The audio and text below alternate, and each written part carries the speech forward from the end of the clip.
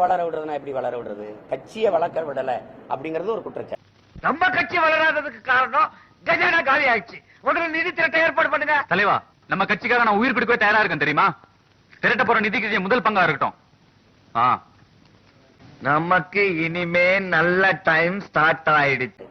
கட்சிக்குள்ள எங்களை வளர விடலைன்னா அது எப்படி குற்றச்சாட்டு? கட்சியில 20,000 தொண்டர்களை சேர்த்தா கூட தலைக்கு 5 ரூபாய் சந்தா வச்சா 1 லட்சம் ரூபாய் ஆகுது. 175 ரூபாய்ங்க, 1 லட்சம் ரூபாய்ங்க. எந்த தொழில இவ்வளவு லாபம் கிடைக்கு? ஏய் பைத்தியக்கார, கட்சி வளர்ந்தாதான்டா நீ வளர முடியும். கட்சியின் வளர்ச்சிக்கு பாடுபடாம கட்சிக்குள்ள 4-5 பேரை சேர்த்து வச்சுக்கிட்டு நான் தான் கட்சின்னு காட்டிட்டு போறத எப்படி கட்சியின் இந்த பொதுக்குழுவுல யார் யாருக்கு என்னென்ன தோணுதோ அவங்க கருத்துக்களை தைரியமா சொல்லலாம். நம்ம கட்சி தோத்ததுக்கே நீதாயா காரணம். நீ அங்கெங்கன்னு பல கட்சியில இருந்து கடைசியில இங்க வந்து சேர்ந்த. ஆம பூந்த வீடும் ஏபிசிடி பூந்த கட்சியும் உருப்படாதுன்னு ஊரெல்லாம் பேசிக்கிறாங்களே ஐயா.